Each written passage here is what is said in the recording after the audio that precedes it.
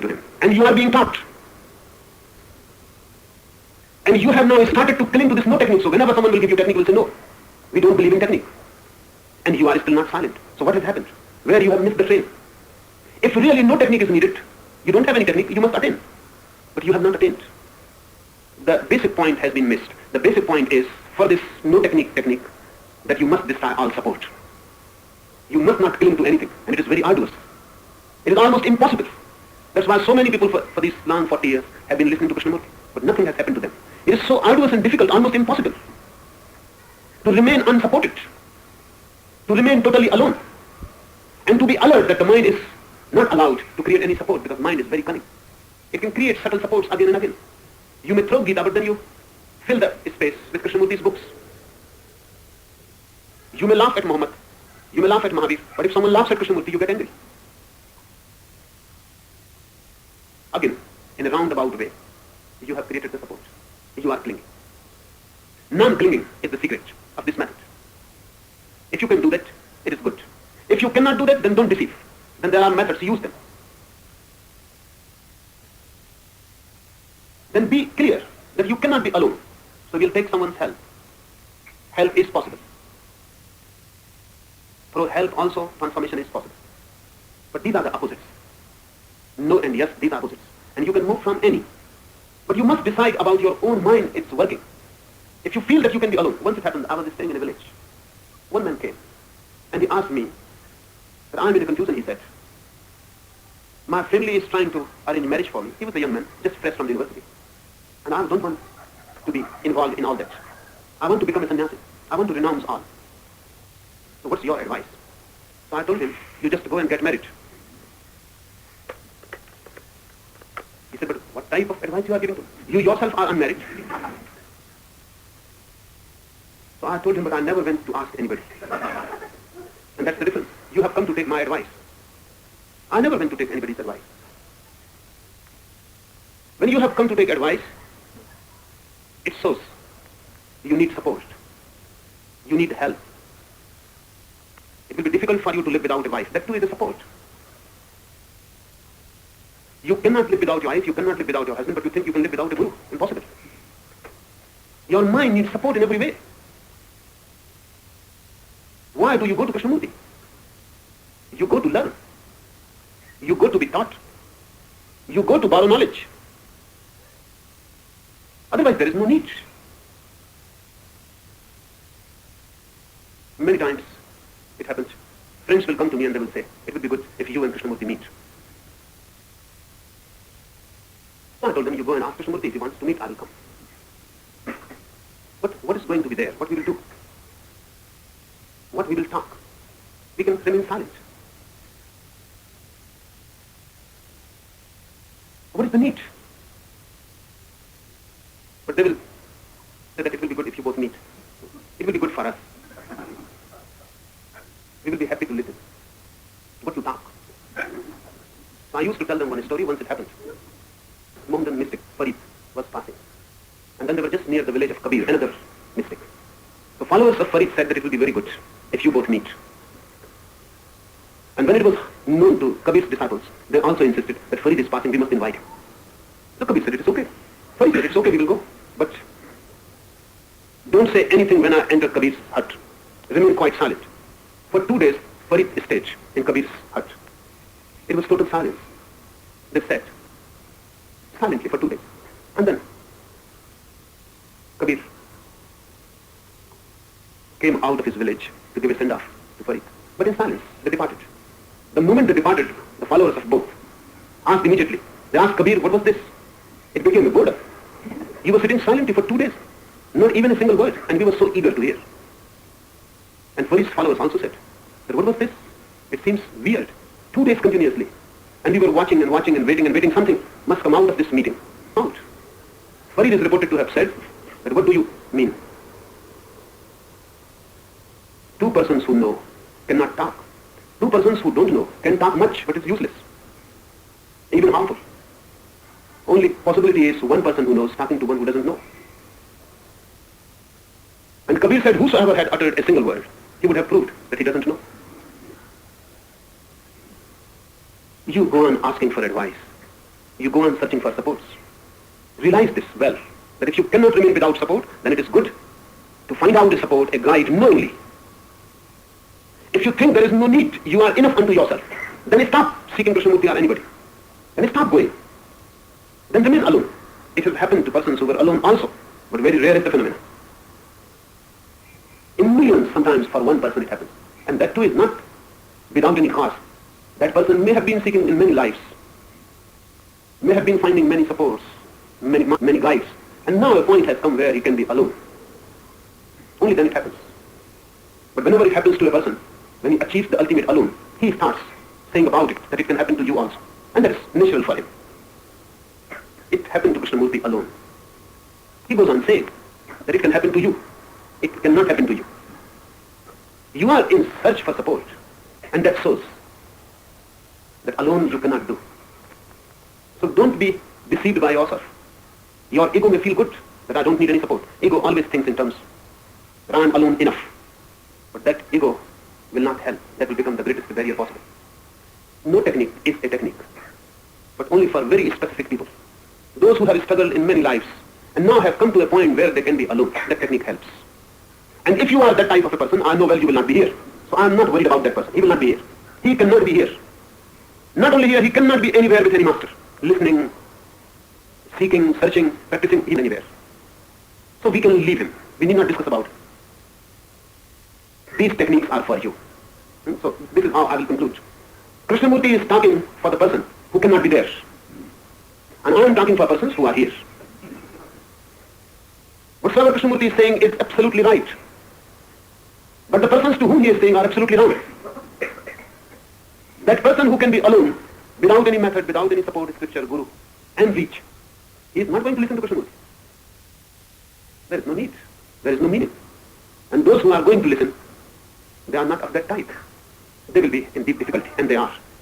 They need support, and their mind goes on thinking that there is no need for support. They need a guru, and their mind goes on saying that guru is a barrier. They need techniques, and logically they have concluded that techniques cannot help. They are in a deep trouble, but the trouble is created by themselves. Before you start doing something, you must try to understand what type of mind you have got. Because ultimately the guru is not meaningful. Ultimately your mind is meaningful. The ultimate decision is going to come through your mind. The destiny is to be fulfilled through your mind. So understand it without any ego confusing you. Just understand. Whether you need support, you need guidance, you need techniques, methods to work out. If you need, then find out. If you don't need, then there is no question. Then be alone, unclinging. Move alone, unclinging. The same will happen through both the ways. Yes and no are the two opposites. But you have to find out what's your path.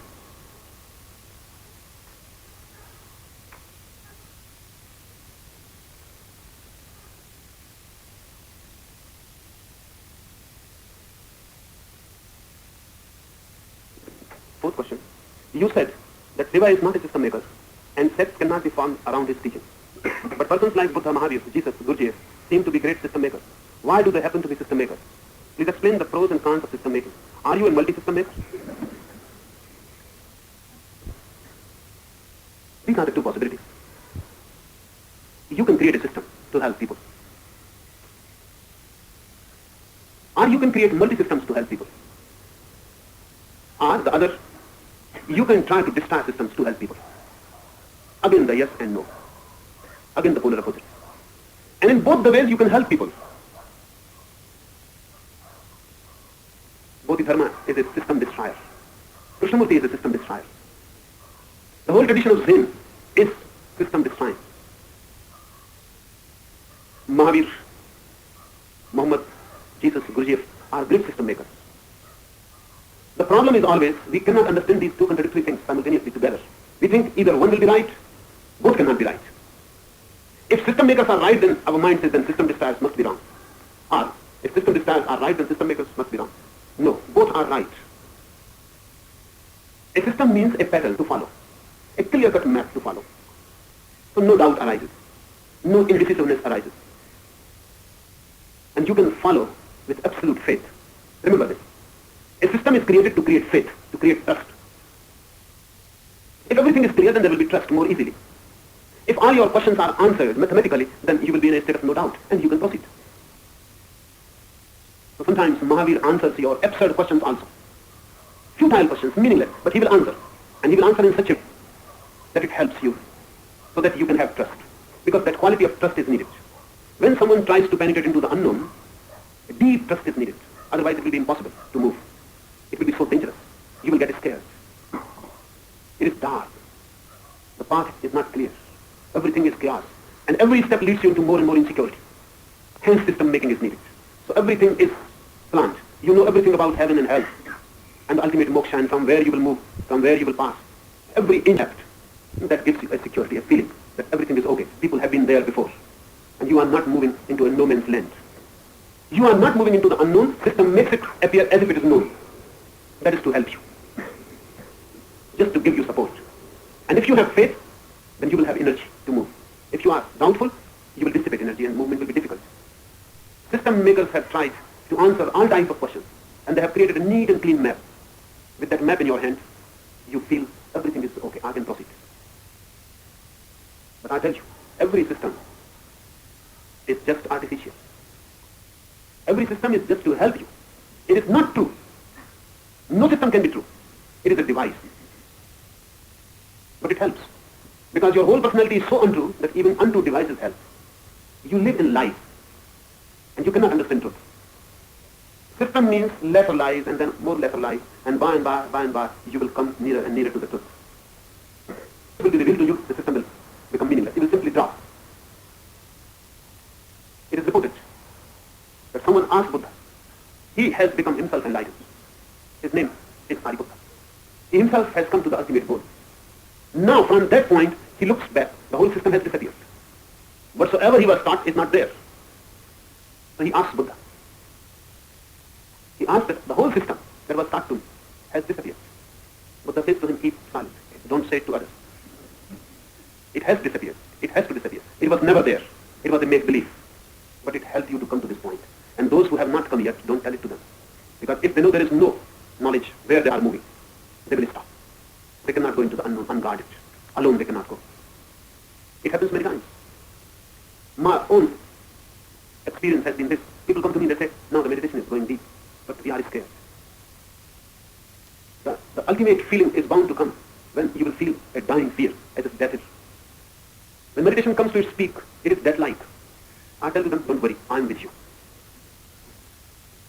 They feel, okay, I cannot be there. Impossible. No one can be there. This is untrue. No one can be there, you will be alone. That point is of total aloneness. But just when I say, I will be there, you don't worry. You go ahead. They feel okay and they move. If I say, you will be alone, and no one is going to be there, they will step back. The point has come where fear is bound to be there. The abyss is there and they are going to fall. I must help them to fall. I say, I am there. You just take the jump. They take the jump. After the jump, they will come to know that no one was there. But now the whole thing is finished. They cannot come back. This is a device. All systems are devices to help people who are full of doubts, to help people who have no trust, to help people who have no confidence, to help people move into the unknown without fear. Systems are created. In those systems, everything is just like a myth. That's why there are so many systems. Mahavir creates his own. That system is created according to the needs of his followers. So he creates a system. That's a myth, but very helpful, because many move through it and reach to the truth. And when they reach, they know that the system was false, but it worked. Buddha defines truth, that which works. Definition of truth, that which works. If a lie can work, it is true. And if a truth cannot work, it is false. These systems, so many systems there are, and every system helps. But every system cannot help everybody. That's why old religions insisted that a person should not be converted into a new religion. Because after a time, when the mind is conditioned in a system, you change. You can change, but deep down you will never change. And the new system will never become useful for you. A Christian can become a Hindu. But after the age of 7th, the mind is almost fixed, conditioned. So if a Hindu becomes a Christian, he will remain Hindu deep down. And the Christian system is not going to help him. And he has lost contact with his own system, which could have worked. Hindus, Jews, they have always been against conversion. not only against conversion. If someone wants by himself voluntarily to enter into their religion, they will resist. They will say, no, follow your own path. Because the system is a great unconscious phenomenon. It has to be deep in the unconscious, only then it can help. Otherwise it cannot help. And it is an artificial thing. It is just like language. You can never speak any language as you speak your own mother tongue. It is impossible. Nothing can be done about it. Howsoever efficient you become in somebody else's language, it will remain superficial. Deep down, your mother tongue will continue to influence it. Your dreams will be in your mother tongue. The unconscious will function with the original language. Now anything is imposed on and out, but it cannot replace it. Religious systems are like language. They are language. But if they penetrate deep, they help. You feel confidence. The system is irrelevant, the confidence is relevant. You feel trusting. You move with a sure step. You know where you are moving. And this knowing helps. But there are system desires also. And they also help. Because sometimes it happens, and it is just a rhythmic circle. Just like the day and night. Again the day comes and again the night. When there are so many systems, people get confused in systems. And rather than moving with the maps become so heavy. They cannot carry those maps.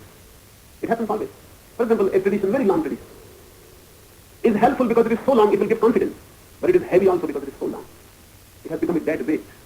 So rather than helping you to move, you cannot move because of it. You have to be unburdened.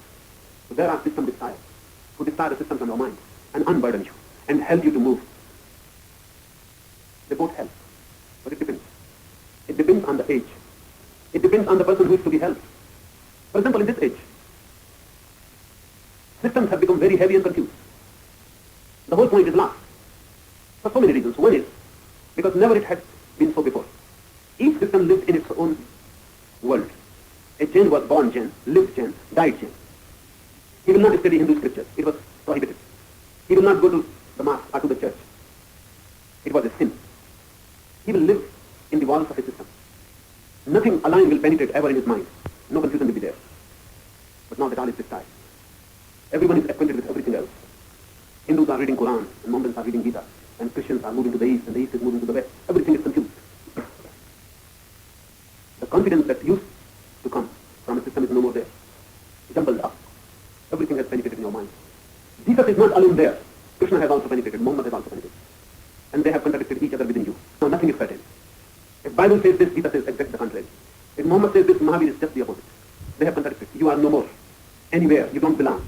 You are simply standing there confused. No path is yours. In such a state of mind, system this time can be helpful. Hence, so much appeal of Krishnamurti in the West. Not so much appeal in the East. Because East is still not so much confused as West is confused. Because East is still not so much educated about others. And West is obsessed to know about others. They have known too much. Now no system is real. They know everything is a make-believe. And once you know it, it will not work. Krishnamurti appeals them. Because he says, leave all systems. If you can leave all systems, you will become unconfused. But it depends on you. It may happen, as it happens almost always, that all the systems will remain there, and this new system of destroying all systems will also enter. So one more disease is added. Jesus goes on speaking, Krishna goes on speaking, Mahavir goes on speaking, and Krishnamurti also enters. Your mind becomes the Tower of Babel. So many tongues, and you cannot understand what is happening. You just feel crazy. If you can believe in a system, so far so good. If you cannot believe in any system, then drop all. Then be completely clean, unburdened. But to be just in the middle of these two alternatives. And as it appears, everyone is just in the middle. Sometimes you move to the right and sometimes to the left, and then again to right and the left, just like a pendulum of a clock, you go on moving this side and that, this side and that. This movement may appear to you that you are proceeding. You are not proceeding anywhere. Your every step cancels some other step. Because once you move to the right and then to the left, you go on contradicting yourself. In the end, you are just puzzled, a chaos. Either be unburdened completely, that will be helpful. You will be clean, innocent, childlike. Then you can fly. Or, if that unburdening seems too dangerous to you, if you are afraid of unburdening, because that will leave you in a vacuum, in an emptiness. If that unburdening looks dangerous and you are scared, then choose one system. But there are many who go on saying to you that everything is the same. Quran says the same, the Bible says the same, Gita says the same, their message is the same. These are the great confusers. They don't say the same. They are systems. Clear-cut systems, different, not only different, but sometimes contradictory and opposite. For example, Mahavir says non-violence has to be the key. If you are violent, even slightly violent, the door of ultimate reality is closed for you. And this is the technique. Because to become totally non-violent needs complete cleansing of your mind and body both. You have to be purified completely. Only then you will become non-violent. This process of becoming non-violent will purify you so totally that the very process will become the end. And just the opposite is Krishna's message. He says to Arjuna that don't be afraid of killing, because the soul cannot be killed. You can kill the body, but you cannot kill the soul, so why be afraid? And the body is already dead. So that which is dead will be dead, and that which is alive will remain alive. You need not be concerned. It is just a play. And he is also right. Because if you can come to realize this point, that the soul can...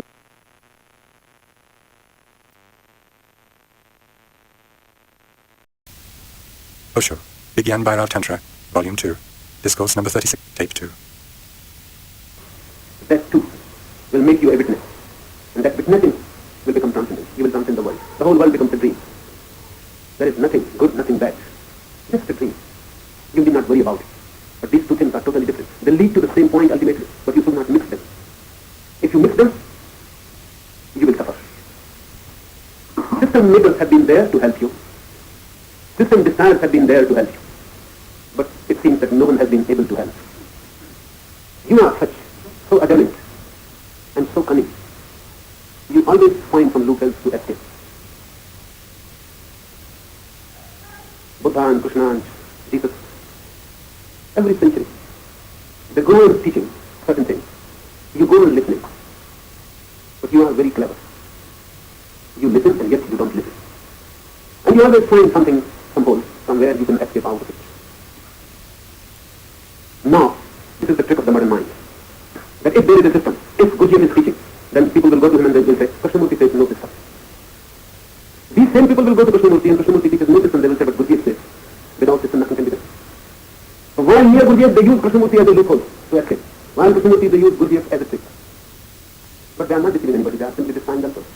Gurdjieff can help, Krishnamurti can help. But they cannot help against you. You must be decisive about certain things. One, you need help or you don't need. Second, you can move into the unknown without any fear or you cannot. And third, without any method, without any technique, without any system, can you proceed a single inch or you cannot. These three things you have to decide within you. Analyze your mind, open it, look into it, and decide what type of mind you have got. If you decide that you cannot do alone, then you will need a system, a master, a structure, a technique. If you think you can do alone, then there is no need of anything else. You are a master, you are a structure, you are a technique. But be honest. And if you feel that it is impossible to decide, because it is not so easy to decide, if you feel confused, then try first a master, a technique, a system. And try hard to the very extreme. So if something is going to happen, it happens. If nothing is going to happen, then you come to the point where you can decide that now, I will leave art and I will be alone.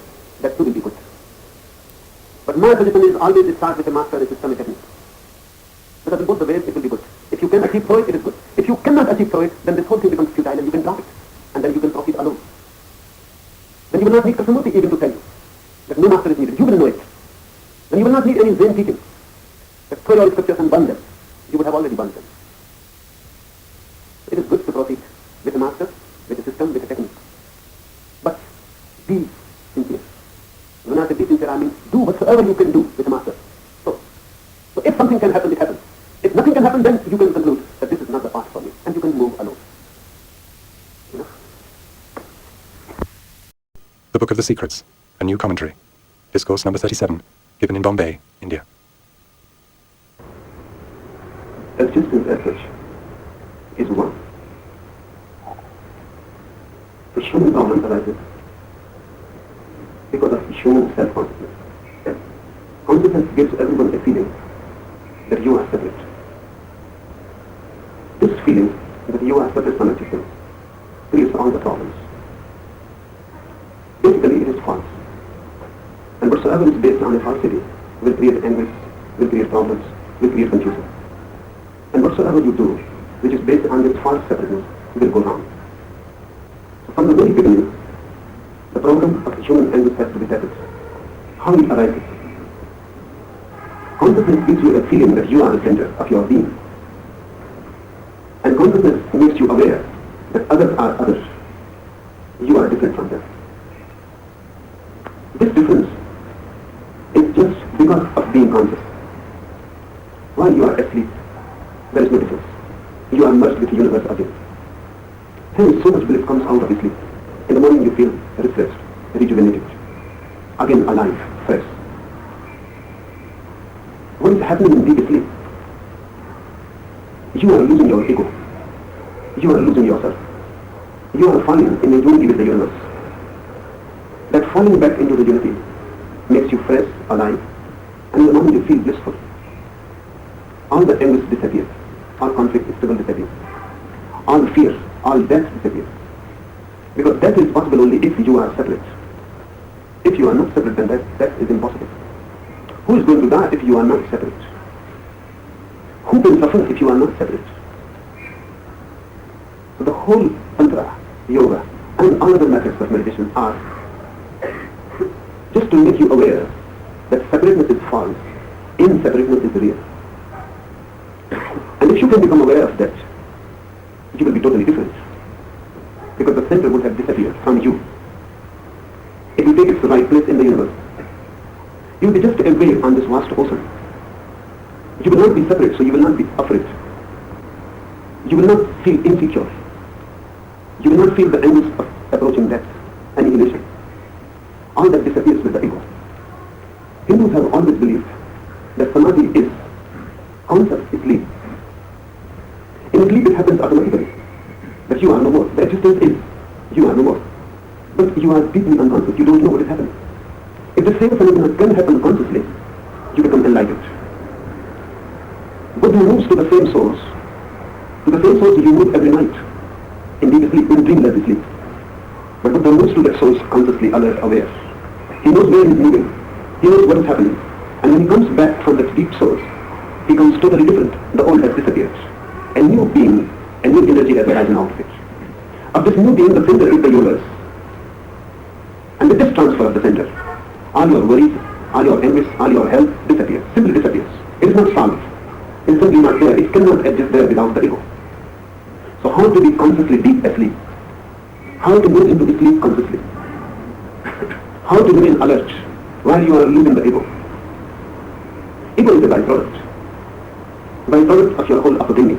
Byproduct of the natural course of life. It has to be there. There is no way, no being can evolve without getting involved with the ego. But a point comes where ego can be dropped and should be dropped, and the being should transcend it. The ego is just like the cell of the egg. It is needed, it protects. Just like the cell of a seed, it is needed, it protects. But the protection can become dangerous also if it protects too much. If it goes on protecting and doesn't allow the seed to sprout, then it becomes a hindrance. It must dissolve into the earth so that the inner life evolves out of it. It must die. The seed must die. Everyone is born as a seed. The ego is the outer covering. It protects the child. If a child is born without the ego, without the feeling that I exist, he cannot survive. He will not be able to protect. He will not be able to struggle. He will not be able in any way to exist. He needs a strong center. Even if it is false, it is needed. But a moment comes when this help becomes a hindrance. It protects you from outside, but it becomes so strong that it will not allow you, the inner being, to spread, to go beyond it, to sprout. Ego is needed, and then ego transcendence is needed. If someone dies with the ego, he has died as a seed. He has died without being really attaining the destiny that was possible, without attaining existence consciously. These techniques are how to destroy this seed. The first technique, feel the consciousness of each person as your own consciousness. So leaving aside concern for self, become each being. feel the consciousness of each person as your own consciousness. In reality, it is so. But it is not felt so. You feel your consciousness as yours. Really, others' consciousness you never feel. At the most, you infer that others are also conscious. You infer because you think you are conscious, so beings like you must be conscious. This is the logical inference. You don't feel them as conscious. It is just like you have a headache. You feel your headache. You have a consciousness of it. Someone else has a headache. You infer. You cannot feel the other's headache. You simply infer that whatever he is saying must be true. And he must be having something like you. But you cannot feel it. The feeling can come only if you become conscious about other consciousness. Otherwise, it is a logical inference. You believe, you trust that others are saying something honestly. And whatever they are saying is worth believing because you also have similar type of experiences. There is a logical school who say that nothing can be known about the other. It is impossible. At the most, inference. Nothing further can be known about others. How can you know that others have pain like you? Others have anxieties like you? Really, others are there. We cannot penetrate them. We can only just touch their surface. Their inner being remains unknown. We remain closed in ourselves. The world around us is not a felt world, just inferred, logically, rationally. The mind says it is there. The heart is not touched by it. That's why we behave with others as if they are things, not persons. Our relationship with persons also is as if it is with things. A husband behaves with his wife as a thing. He possesses her. The wife possesses the husband, just like a thing. If we behave with the other as a person, then we will not try to possess. Because only things can be possessed. A person means freedom. The person cannot be possessed. And if you try to possess it, you will kill it. It will become a thing. Our relationship with others is really not a I-thou relationship. Deep, it is just I-it relationship. The other is just a thing to be manipulated, to be used, exploited. That's why love becomes more and more impossible.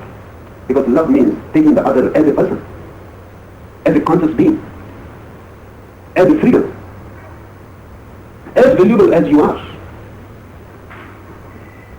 When you behave with things, you are the center, and things are just to be used. The relationship is utilitarian. Things have no values in themselves. The value is that you can use them. They exist for you. A person exists for himself. You can be related to your house. The house exists for you. It is an utility. The car exists for you. But the wife doesn't exist for you. The husband doesn't exist for you. The husband exists for himself. The wife exists for herself. That's what being a person means. And if you allow the person to be a person and don't reduce him to be a thing, you will by and by start feeling him. Otherwise you cannot feel.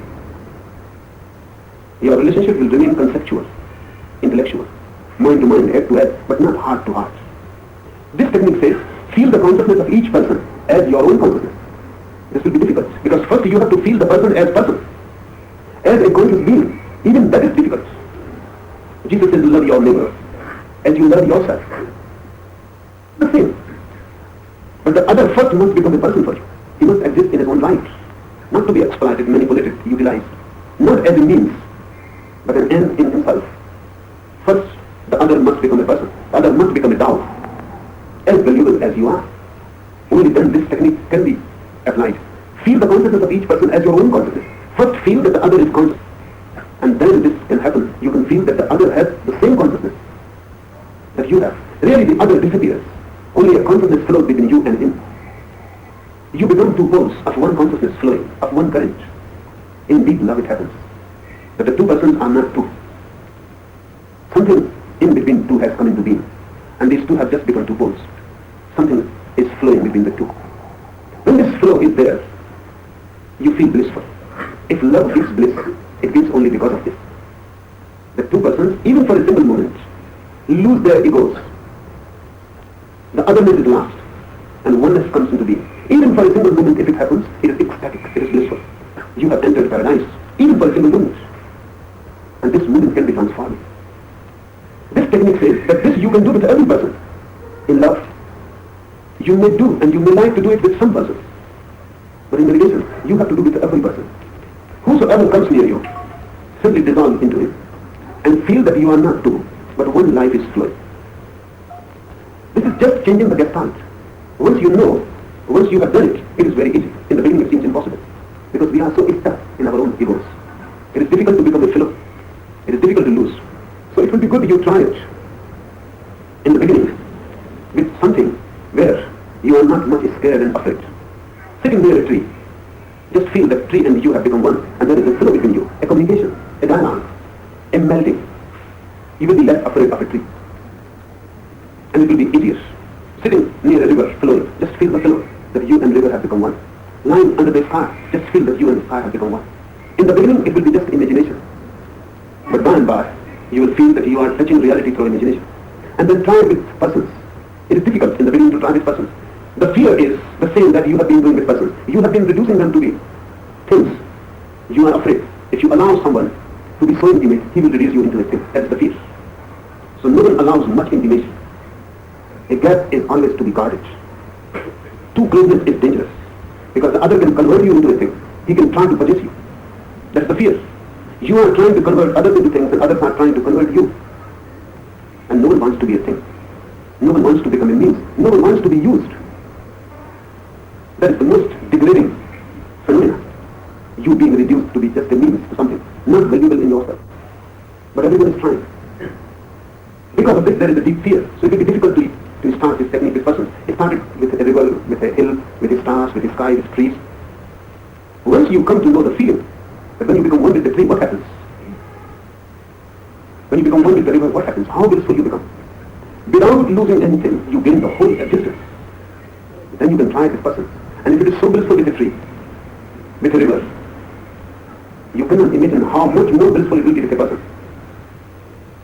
Because a person is a higher phenomena, a higher evolved being. Through a person you can reach higher peaks of experience.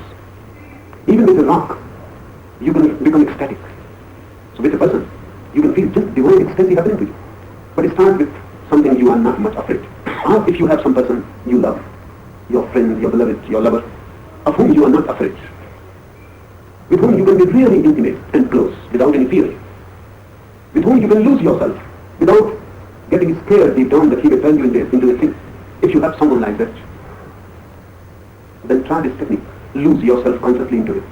And when you lose consciously into someone, that someone will lose into you. When you are open, when you flow into the other starts flowing into you. And there is a deep meeting, a communion. Two energies melt into each other. In that state, there is no ego, no individual. Simple consciousness. And this is possible if with one individual. This is possible with the whole universe. What saints have called ecstasy samadhi is just a deep love phenomena between a person and the whole universe. Feel the consciousness of each person as your own consciousness. So leaving aside concern for self, become each being. We are always concerned with our own self. Even while we are in love, we are concerned with our own self. That's why love becomes a misery. It can become heaven, but it becomes a hell. Because even lovers are concerned with their own self. The other is loved because he gives you happiness, joy. The other is loved because you feel good with him. But the other is still not loved as something valuable in himself or herself. The value comes through your enjoyment. You are gratified. You are satisfied in some way. That's why the other has become significant. But this is also using the other. Concern for the self means exploitation of the other. And religious consciousness can come into existence only when the concern for the self is lost. Because then you become non-exploitative. With existence, your relationship becomes not of exploitation, but of sheer sharing, sheer bliss. You are not using. You are not being used. It becomes a sheer celebration of being. But concern for the self has to be thrown away. This is very deep-rooted, this concern for the self. It is so deep-rooted that you are not even aware of it. In one of the Upanishads it is said that the husband loves his wife not for the wife, but for himself. The mother loves the child not for the child, but herself.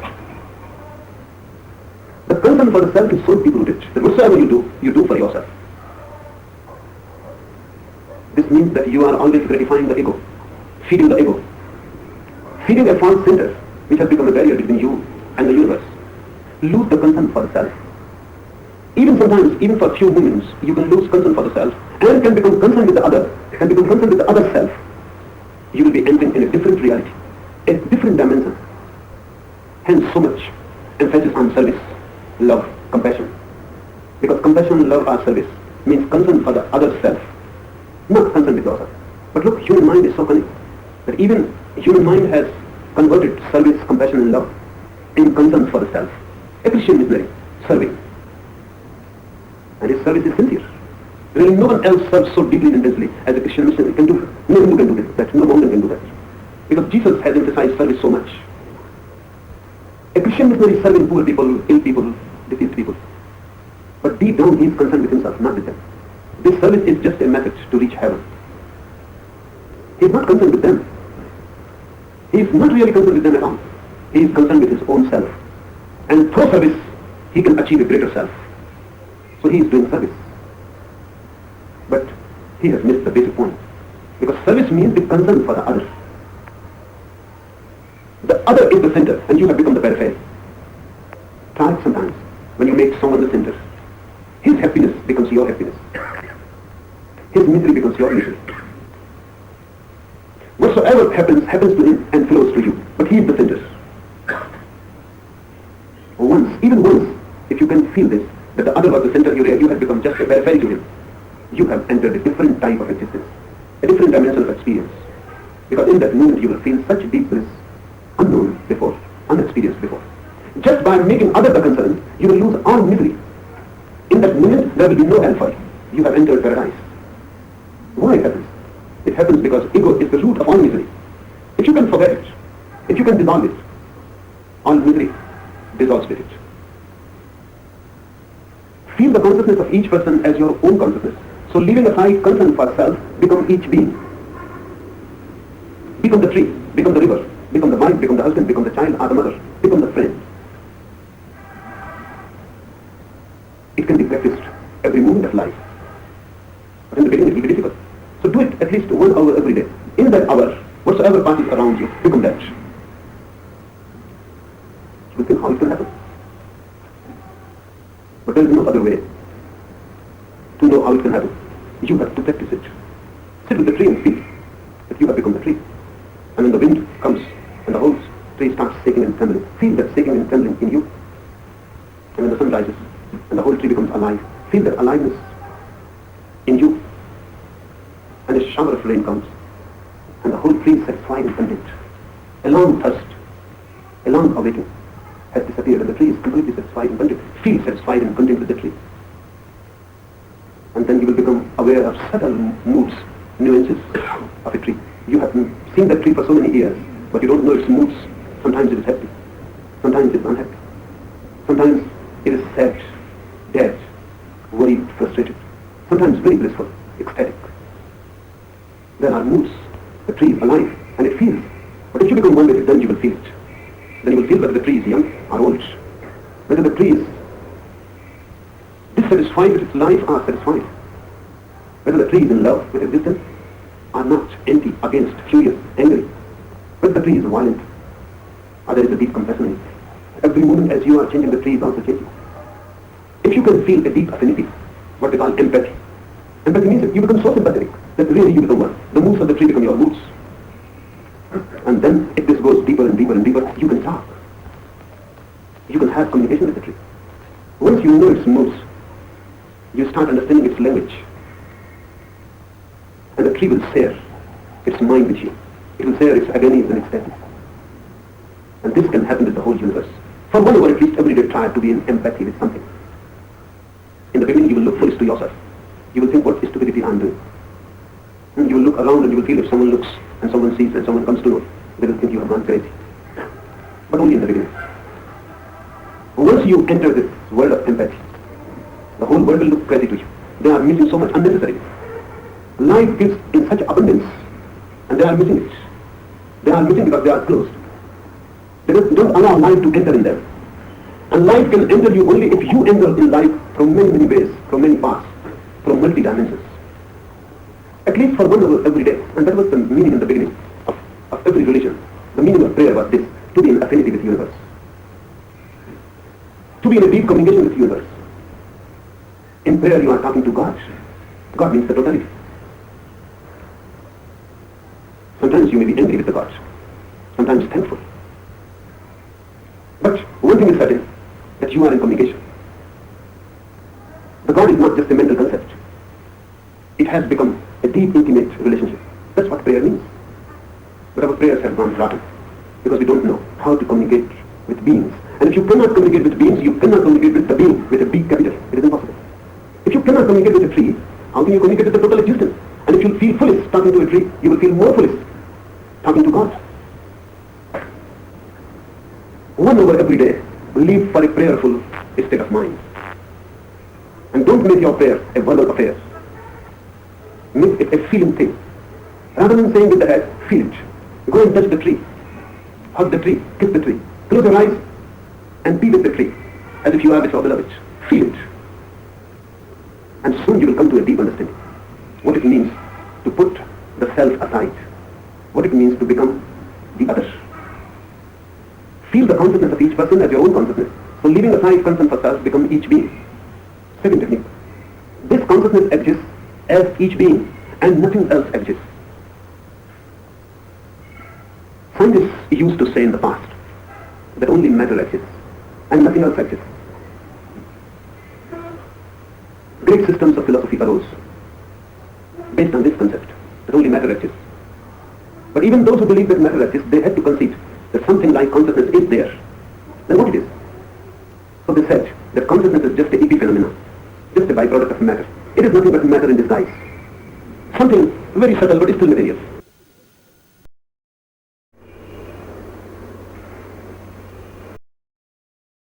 Scientists tried to find out what matter is, and the more they tried, the more they came to realize that there is nothing like matter. The matter was analyzed and found that it has disappeared. Nietzsche said just 100 years before that God is dead. And with God dead, there can be no consciousness because God means the totality of consciousness. But just within 100 years' time, matter is dead. And no, matter is dead not because religious people believe so. No, matter is dead because scientists have come to a definite conclusion that matter is just appearance. It appears because we cannot see very deeply. If we can see deeply, it disappears. And then energy is left. This phenomenon of energy, non-material energy, force, has been known by mystics since long. In the Vedas, in the Bible, in Quran, in Upanishads, all over the world, mystics have penetrated into existence and they have concluded always that matter is just an appearance. Deep down, there is no matter, but energy. With this, now science agrees. But the mystics have said one thing more, and science has yet to agree with it. And science will have to agree with it. Those mystics have come to another conclusion also. They say when you penetrate deep in energy, energy also disappears and only consciousness remains. So these are 3 layers. Matter, the first layer, the surface. If you penetrate the surface, then the second layer becomes apparent. You can perceive the second layer, which is energy. And if you penetrate energy, then the third layer becomes illumined, and the third layer is consciousness. In the beginning, science said they are just dreaming, because we see only matter and nothing else. Then science tried to penetrate, and mystics' second layer was affirmed, that matter is just apparent. Deep down, it is nothing but energy. Now mystics have another claim also, that they penetrate more into energy, and energy also disappears, and there remains only consciousness. That consciousness is God. That is the deepest, most core. If you penetrate in your body, these 3 layers are there. Just on the surface is your body. Body looks material.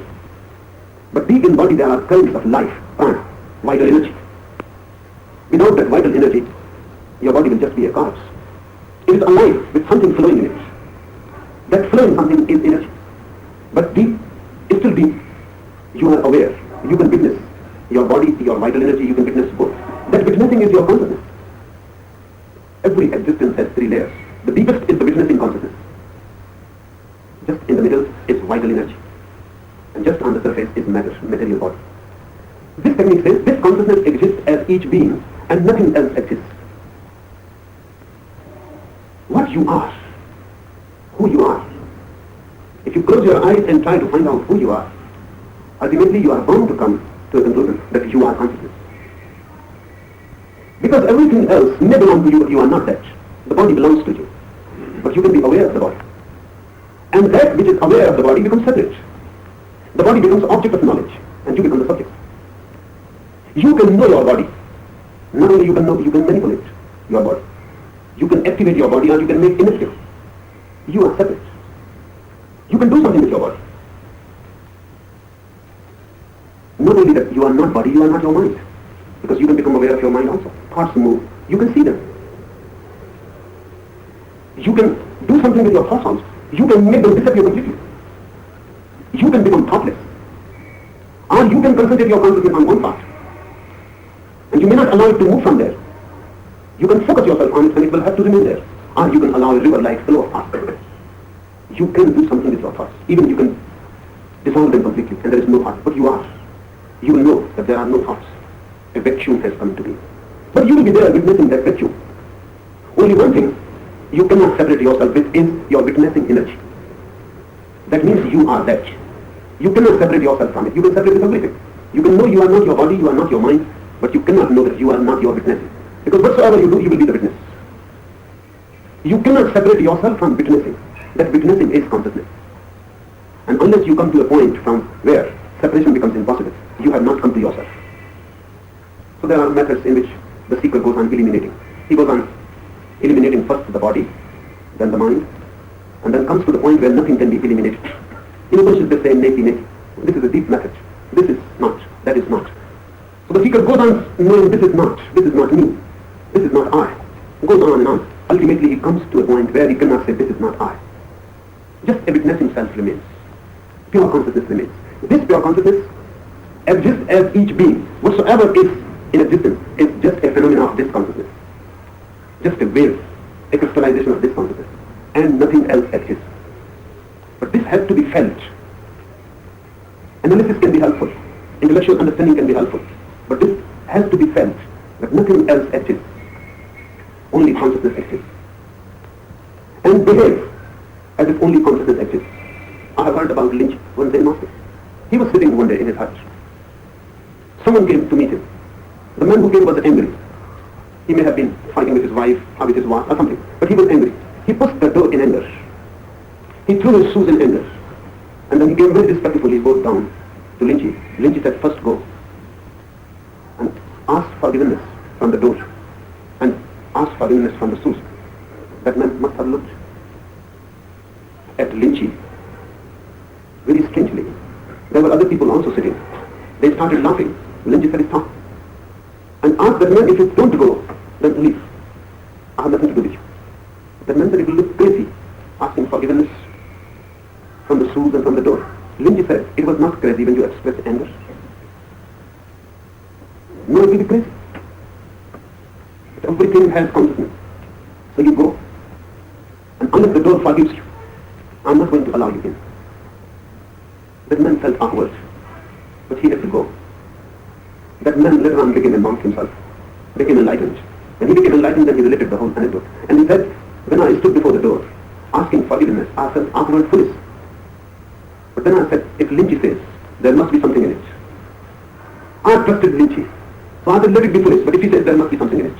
In the beginning, whatever I was saying to the door was just superficial, artificial. But by and by, I started becoming warm. And Lynchy was waiting and he had said that I will watch. If the door forgives you, only then you will come in. Otherwise you go on being there and try and persuade the door and the shoes, unless they forgive. And this meant that I became by and by warm. I forgot about that many people were looking. I forgot about Lynchy. And then the concern became sincere and real. And I started to feel that the door is changing. And the shoes are changing their mood. And the moment I realized that the door has changed and the shoes have changed and they are feeling happy, immediately Lynchy said, no, you can come. You have been forgiven. This incident became a transforming phenomenon in his life, in that man's life. Because for the first time he became aware that everything is really a crystallization of consciousness. If you cannot see it, it is because you are blind. If you cannot hear it, it is because you are deaf. There is nothing the matter with the things around you. Everything is condensed consciousness. The problem is with you, because you are not open, not sensitive. This technique says this consciousness exists as each being and nothing else exists. Live with this notion. Be sensitive to this. And wherever you move with this mind and this heart, everything is consciousness and nothing else exists. sooner or later, the world changes its face. Sooner or later, objects disappear and persons start appearing everywhere. Sooner or later, suddenly, the whole world is illumined. And you know that you were living in a world of dead things just because of your insensitivity. Otherwise, everything is alive. Not only alive, everything is conscious. Because everything deep down is nothing but consciousness. But you can leave it as a theory. You can believe in it as a theory that nothing will happen. You will have to make it a way of life, a style of life. Behaving as if everything is conscious. In the beginning it will be an as if. And you will feel foolish. But if you can persist in your foolishness, and if you can dare to be foolish, soon the world starts revealing its mysteries. And science is not the only methodology to enter the mysteries of existence. Really, that is the crudest methodology. It's lowest. A mystic can enter into existence in a single moment. Science will take millions of years to penetrate that much. Upanishads say the world is illusory, the matter is illusory. After 5,000 years, science would say that matter is illusory. Upanishads say that the energy is conscious. Science will still take 5,000 years more. Mysticism is a jump.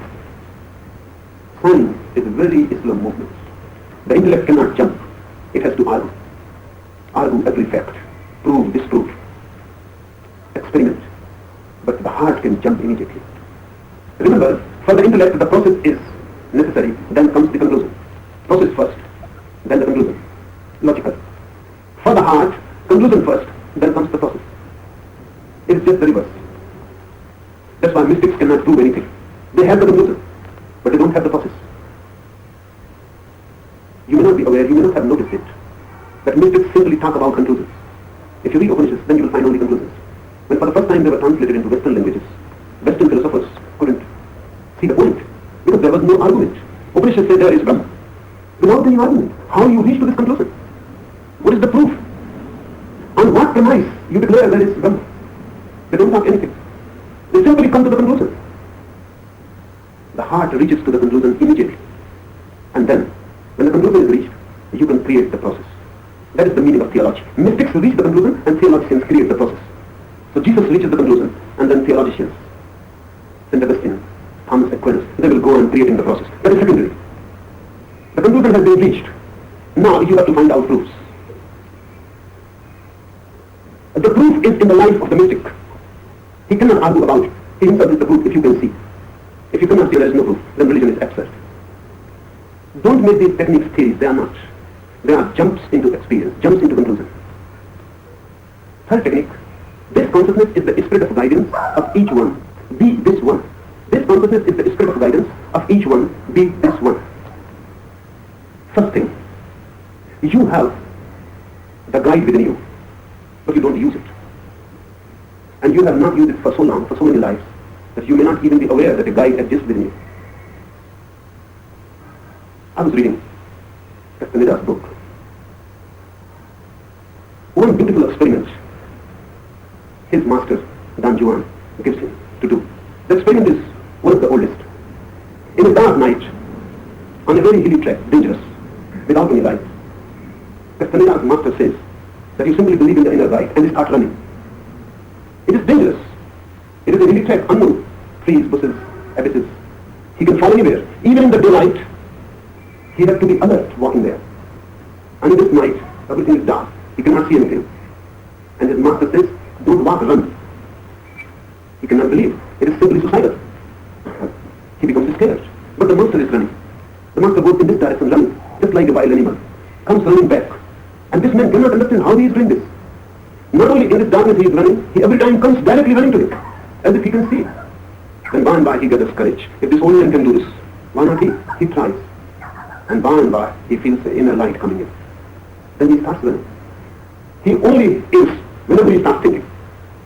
The moment he starts thinking, the error happens. If he doesn't think, everything is okay, as if some inner guide working. Your reason has misguided you. And the greatest misguidance has been this, that you cannot believe in the inner guide. First, you have to convince your reason. Even if your inner guide says, go ahead, you have to convince your reason. And then you miss opportunities. Because there are moments, you can use them or you can miss them. Intellect takes time. And while you are pondering, contemplating, thinking, you miss the moment. Life is not waiting for you. One has to live immediately. One has to be really a warrior, as the saying says.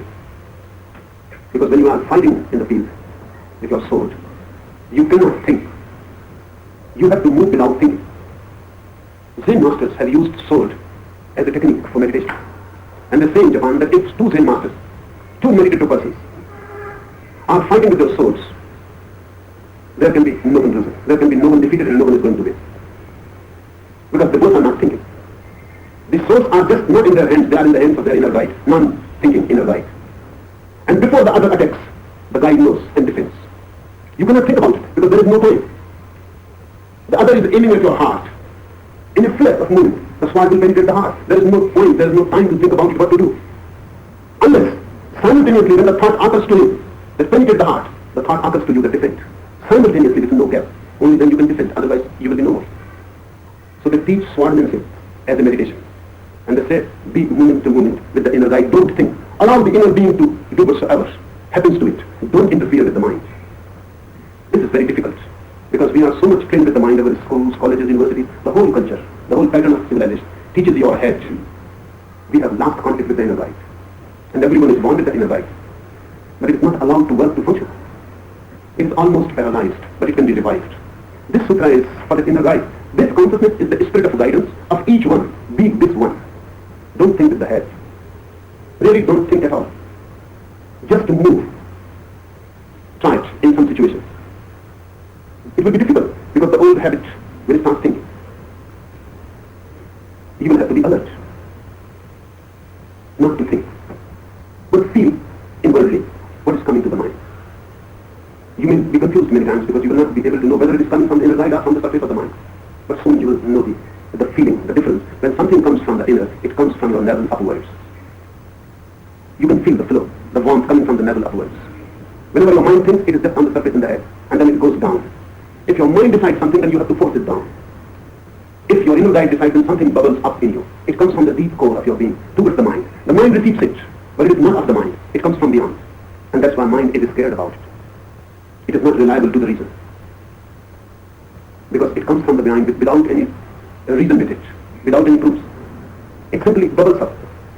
Try it in certain situations. For example, you have lost your path in a forest. Try it.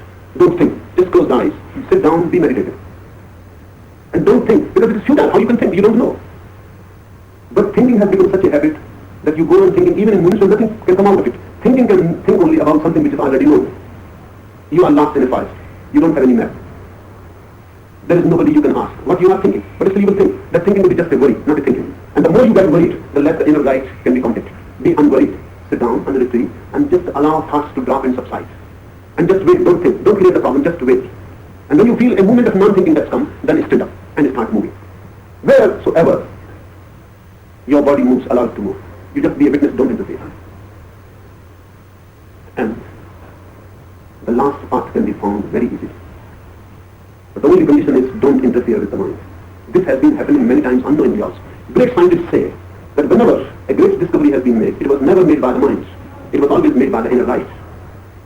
Madame Curie was trying to solve a mathematical problem. She did her best. That was possible, all that was possible. She got fed up for days together, weeks together. She was working and nothing was coming out. She was feeling just mad. No path was leading to the solution. Then one night, just as exhausted, she fell down and slept. Just in the night, in a dream, the conclusion bubbled up. And she was so much concerned with the conclusion that the dream was broken. She became awake. Immediately she wrote down the conclusion because there was no process in dream. Just conclusion. She wrote down on a pad. And then again slept. In the morning she was puzzled. The conclusion was right. But she didn't know how it has been achieved. There was no process, no method. Then she tried for the process. But now it was an easier affair because the conclusion was in the hand. And it is easy to go back from the conclusion. She won the Nobel Prize because of this dream. And she was always wondering how it happened. When your mind gets exhausted and it cannot do anymore, it simply retires. In that moment of retirement, the inner guide can give hints, clues, keys. The man who won the Nobel Prize for the inner structure of human cell saw it in a dream. He saw the whole structure of human cell, inner cell, in a dream. And then in the morning he just made a picture of it. He himself couldn't believe that it can be so. Then he had to work for years, and after years he could conclude that the dream was true. With Madame Curie, it happened that when she came to know this inner process of the inner guide, she tried it. Once there was a problem and she wanted to solve, so she thought, why worry about it, why try? Just go to sleep. She slept well, but there was no solution. So she was puzzled. Many times she tried. Immediately there was any problem, she will go to sleep, but there was no solution. First, the intellect has to be tired completely. Only then it can bubble up. The head has to go completely exhausted. Otherwise it goes on functioning even in the dream. So, now scientists say that all the great discoveries are intuitive, not intellectual. This is what is meant by the inner life. This consciousness is the spirit of guidance of each one. Be this one. Lose the edge. And drop into this inner life. It is there. All the scriptures say the master or the guru, the outer guru, can be helpful only to find out the inner guru. That's all. Once the outer guru has helped you to find the inner guru, the function of the outer guru is no more. You cannot reach to the truth through a master. You can reach only to the inner master through a master. And then the inner master will lead you to the truth. The outer master is just a representative, a substitute. He has his inner guide. And he can feel your inner guide also. Because they both exist in the same wave. They both exist in the same tune, in the same dimension. If I have found my inner guide, I can look into you and can feel your inner guide. And if I am really a guide to you, all my guidance will be to lead you to our inner guide. Once you are in contact with the inner guide, I am no more needed. Now you can move alone. So all that a guru can do is to push you down from your head to your nerve, from your reasoning to your intuitive force, from your argumentative mind to yours. Just to guide. And this is not that this is only with human beings, this is so with animals, with birds, with trees, with everything. The inner guide exists. And many new phenomena have been discovered which are mysteries. There are few physics. The mother dies immediately the moment she puts the egg. And then the father helps the egg to be fertilized. And then the father dies. The egg remains alone, without mother and without father. It matures. A new fish is born. This fish doesn't know anything about father, mother, parents. He doesn't know from where they came. And this particular fish lives in a particular part of sea. This new child will move to that part from where the mother and father had come to lay the eggs on this bank. This will move to the source. And this has been happening. And again, when she wants to lay an egg, she will come to this bank, lay the egg and die. So no communication between parents and their children. But their children somehow know where they have to go, where they have to move, and they never miss. And you cannot misguide them. It has been tried to misguide, but you cannot misguide them. They will reach to the source. Some inner guide working. In Soviet Russia, they were experimenting with cats, with rats, and with many small animals. A cat, a mother cat, was just put on the bank of a river. And her children were taken deep down into the sea. There was no possibility of any communication from the deep sea. What is happening to her children? And every type of scientific instrument was attached to the cat to know what is going on within her mind and her heart. And then her children, one children was killed deep in the sea. Immediately, the mother became aware. Her blood rate changed. She became puzzled and worried. Her beat increased. Immediately, the child was killed there. Immediately. And the scientific instrument said that she is feeling serious pain. Then everything was okay. Then another child was killed again. Then the third child was killed and again. And every time, exactly, without any time gap. What is happening? Now, Soviet scientists say the mother has an inner light, an inner feeling center. And that is joined with her children, wherever they are. And she immediately feels a telepathic relationship.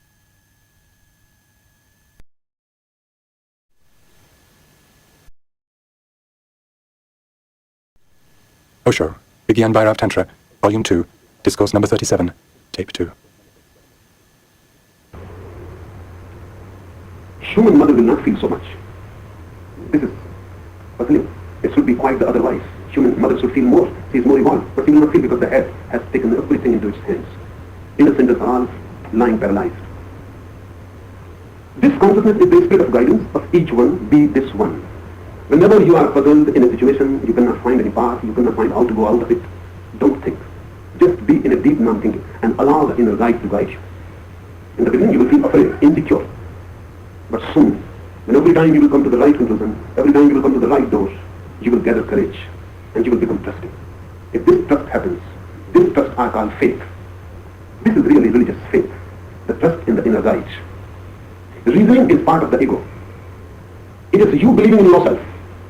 The moment you go deep within you, you have come to the very soul of the universe. Your inner guide is part of the divine guidance. When you follow it, you follow the divine. When you follow yourself, you are complicating things.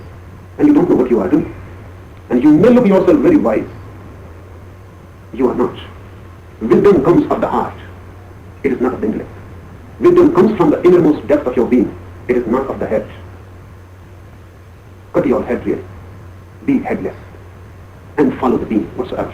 Wheresoever it leads, even if it leads in danger, go into danger. Because that will be the path for you and your growth. Through that danger, you will grow and become mature. Even if the inner guide leads you to the death, go into it. Because that is going to be the path for you. Follow it. Trust it. And move with it. Enough for today? Volume 2, The Book of the Secrets, a new commentary. Discourse number 38, given in Bombay, India.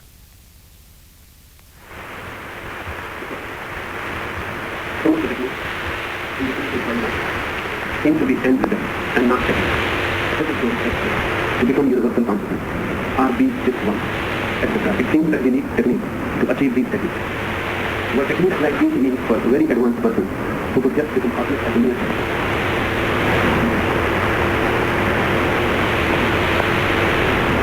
Not for this technique, but for very innocent purpose. Such technique, simple, innocent, justice. Then just the suggestion is enough. You have something to do because you cannot trust. You don't have faith. Unless you do something, nothing can happen to you because you believe in action. If suddenly something happens to you without thinking on your part, you will be scared. You will not believe it. You may even bypass it. You may not even regard it in the mind that it happened. Unless you do, you cannot feel something happening to you. This is the way of the ego. But for an innocent person, for an innocent open mind, just a suggestion is enough. Why? Because really, the innermost being is not something to be achieved in the future. It is here and now. Already, it is the case. Whatsoever is to be attained is there present in you very moment. If you can trust, without any effort, it can become revealed. It is not a question of time that you have to work it out. It is not somewhere far away that you have to travel to it. It is you.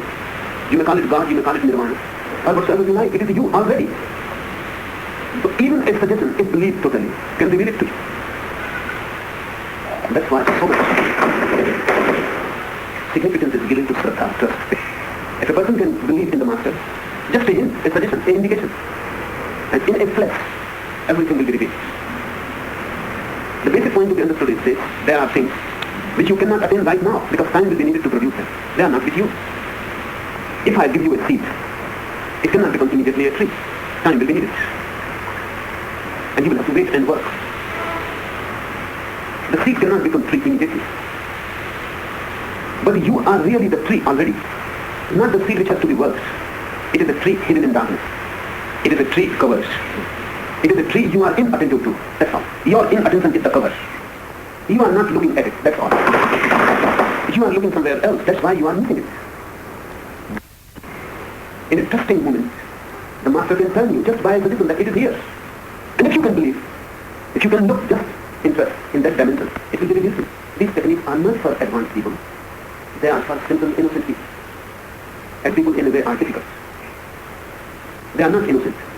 They have been working. They have attained something. They have a subtle ego behind it. They know something. They are not innocent. They cannot believe. You will have to argue and convince them, and then they will have to make some efforts. By innocent mind, I mean a mind which is not arguing. Just like a small child. The child goes with his father hand in hand. He is not afraid. Wherever the father is leading, he must be leading in the right direction. The father knows. He will not worry about it. He is not thinking of the future. What is going to happen is not his concern.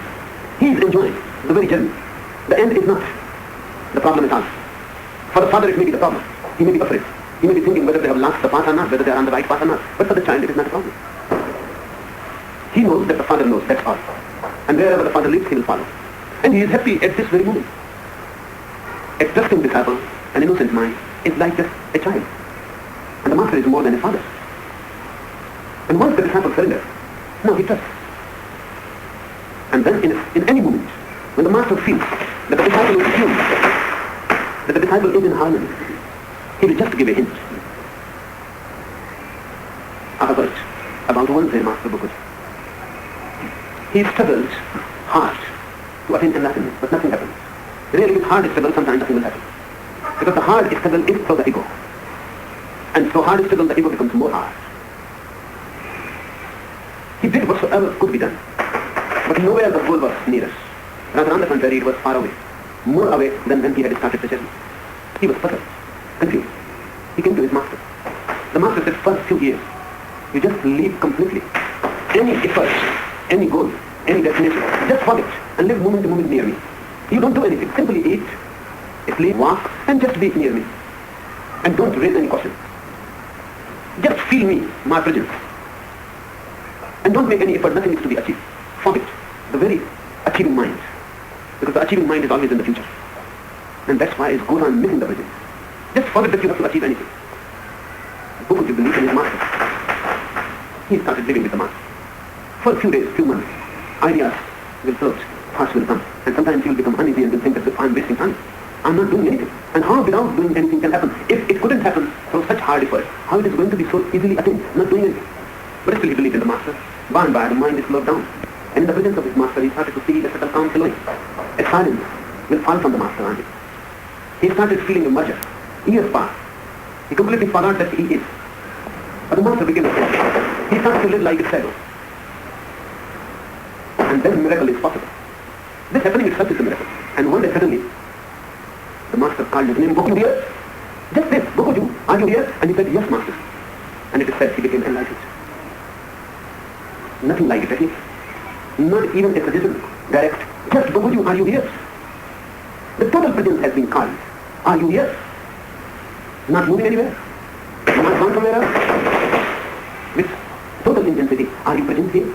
And Bokuju said, yes, master. And in that yes, he became totally present there. It is said that the master started laughing. Bokuju started laughing. And the master said, now you can go. Now you can move in there and help people by your presence. Then Bokuju never taught any message. He will simply ask this much. Just be near, remain present. And whenever a disciple will be in tune, he will call the name of the disciple and will ask, are you here? And this was the whole technique. But this technique will need a grounding of your mind, a deep innocence. There are many techniques. Simple as possible. You just say, be this one. Just to him. But it must have been said by the master in a certain moment. It cannot be said always. Be this one. It must have been said in a certain tuning. When the disciple was totally one with the master, or totally with the universe, merged. And the master says, now be this one. And suddenly the focus will change. And the last part of the ego will dissolve. These methods worked in the past. It is difficult now.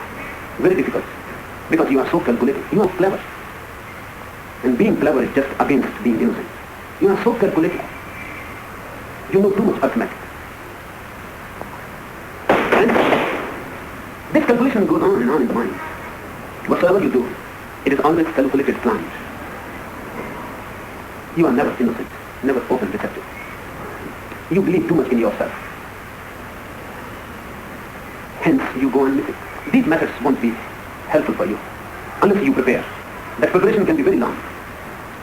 And you are so impatient. This age is basically the most impatient age ever happened on this earth. Everyone is impatient. Everyone is too time conscious. And everyone wants to do everything immediately. Not that it cannot be done. It can be done immediately. But with such time consciousness, it is impossible. People come to me and they say, they have come only for one day. And next day they are going to Sai Baba. And after meeting him, they will go to Rishikesh and then they will go to somewhere else. And then they return frustrated. They waste time. And then they think there is nothing India can give. It is not a question whether India can give something or not. The question is always whether you can receive it or not. You are in such a hurry. And immediately, just like instant coffee, you think of instant meditation, instant nirvana. It is not possible. The nirvana cannot be packaged, cannot be made instant. Not that it is impossible to make it instant. It can become instant, but it can become only with the mind who is not after the instant. That's the problem. It can become instant immediately. This moment it can happen. Not even a single moment is needed. But that is one who is relaxed about the time completely. One who can wait for infinity. For him, it will happen instantly. This looks paradoxical, but this is the case. If you can wait for eternity, you will not need to wait at all. But if you cannot wait even for a single moment, you will have to wait for eternity, and nothing will happen. Because the mind is, let it happen immediately. Is a mind which has already moved from the moment. It is running. It is nowhere. It's standing nowhere. It is just on the move. This on the move, on the way mind cannot be innocent. You may not be aware, but innocent people are always without time consciousness.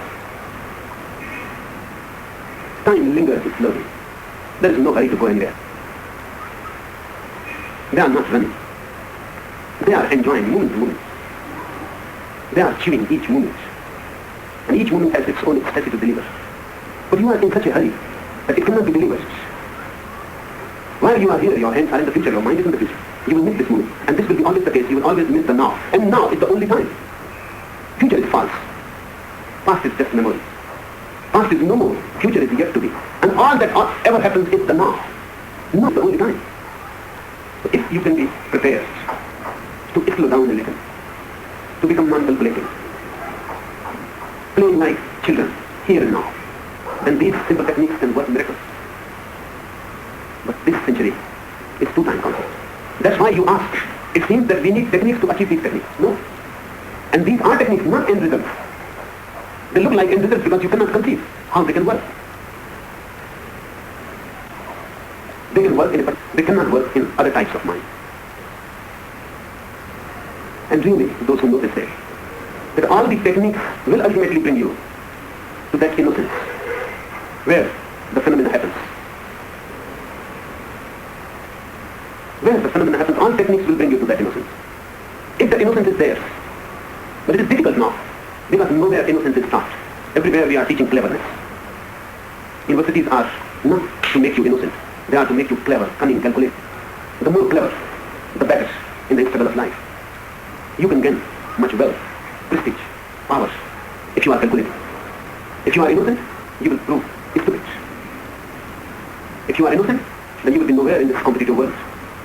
But this is the problem. In this competitive world, you may not be anywhere, but in that non-competitive world of nirvana, you will be somewhere, if you are innocent. If you are calculating, you will not be there anywhere in the world of nirvana, but in this world, you will be somewhere. And we have chosen this world to be our goal. Old universities differed completely. Their orientation was totally different. Nalanda, Takshashila. They were not teaching calculation. They were not teaching cleverness. They were teaching innocence. Their orientation was different from Oxford, or Kashi, or Cambridge. Their orientation was totally different. They were creating a different type of mind. So it almost always happens that a person who will study in Takshashila or Nalanda will become a sannyasi in time. By the time he graduates from the university, he will denounce this world. Those universities were empty worlds, preparing for some other dimension. They were preparing you for something else, which cannot be measured in terms of this world. These techniques were for those type of people. Either they were innocent by their nature, or they were training themselves to be innocent. When Jesus says to his followers, when someone hits you on one cheek, you give him the other. What he is intending to do? He is trying to make you innocent. Only a foolish person will do this. When someone hits you on one cheek, the mind will say, hit him more hard, immediately. The really calculating mind will say, before someone hits you, hit him. Because attack is the best defense. Ask Machiavelli. He is the cleverest mind. He says, before someone attacks you, you attack him. Because attack is the best defense. When someone has attacked you, you are already weak. He has already gained over you. And now the race is not equal. He is ahead of you. So don't allow the enemy to go ahead. Attack before anybody attacks you. It's calculating mind. This is clever mind. Machiavelli was read by every prince and every king in medieval Europe. But he was such a clever person. No king will comply him. He was read. His book was the Bible for power politics. Every prince will read the book, The Prince of Machiavelli, and they will follow it. But no king was ready to imply him because he was such a clever man. It is better to keep him away. He is dangerous. He knows too much. He says that virtue is not good, but pretending to be good. Don't be virtuous, but pretend always that you are virtuous. That is the real virtue. Because then you gain from both the ends. From wise you gain and from virtue also. This is the calculating mind. But go on pretending that you are virtuous. And always praise virtue. But never be really virtuous. And always praise virtue so others know that you are a virtuous person. Always condemn vice, but don't be afraid to use it. Jesus says when someone hits you on one cheek, give him the other. And if someone takes your coat, snatches it, give him your shirt also. And if someone forces you to carry his load for 1 mile, ask him that you are ready to carry it for 2 miles. This is patent foolishness, but very meaningful. If you can do this, these techniques will be for you. Jesus is preparing his disciples for sudden enlightenment. Just think about it. If you can be so innocent, so trusting, that if the other is hitting you, he must be hitting for your good. So give him the other cheek also, and let him. Others' goodness is believed, trusted. No one is your enemy. That's the meaning when Jesus says, love your enemies. No one is your enemy. Don't see the enemy anywhere. That doesn't mean that there will not be enemies and there will not be people who will not exploit you. There will be. They will exploit you. But be exploited and don't be cunning. Just look at the damage and be exploited. But don't be cunning. Be exploited but don't be mistrusting. Don't disbelieve. Don't lose faith. That is more valuable than anything that others can cheat you. Nothing is so valuable. However, if one man deceives you, whole humanity is evil. If one man is dishonest, or you think that he is dishonest, then you don't believe in man at all. Then whole humanity has become dishonest. If one Jew is miser, then the whole race of Jews is miser. If one mountain is bigger than all mountains. Just one is enough for us to lose our faith in all. Jesus says even if all are dishonest, you should not lose faith because faith is more valuable than these dishonest people can by their dishonesty. So really if you lose faith, you are losing something, otherwise nothing is lost. For such innocent people, these techniques will be enough. They will not ask anything more. You say, and it happens to them. Just by hearing from the Master, many have become illumined, but not in this age, in the past. I have heard about Rinjai. He was sleeping in his hut, a very poor bhikkhu, a poor sannyasi, a beggar. One thief entered. There was nothing in the hut, except one blanket he himself was using. He was sleeping on the floor, covered with his blanket. He became very much uncomfortable. He started to think, what unfortunate fellow. He has come so far from the village to find something, and there is nothing in my hut. What misery, how to help him? The only thing is this blanket, and he is underage. This thief will not have such courage to snatch this blanket. So he left the blanket there and slipped out of it. He slipped in a dark corner. The thief took the blanket and went away. And now he was, but Rinjai was happy that the thief has not went back empty-handed. Then he was sitting on the window of his hut. The night was cold and the full moon was in the sky. Then he wrote a small haiku, a small poem. In that haiku he said, if I could give this moon to that thief, I would have given. This mind, what he has lost is just a blanket. What he has gained, the whole world. All that can be gained, he has gained innocence, trust, love. For this man, no technique is needed. His master will say, just look, aware, be alert, and it will do.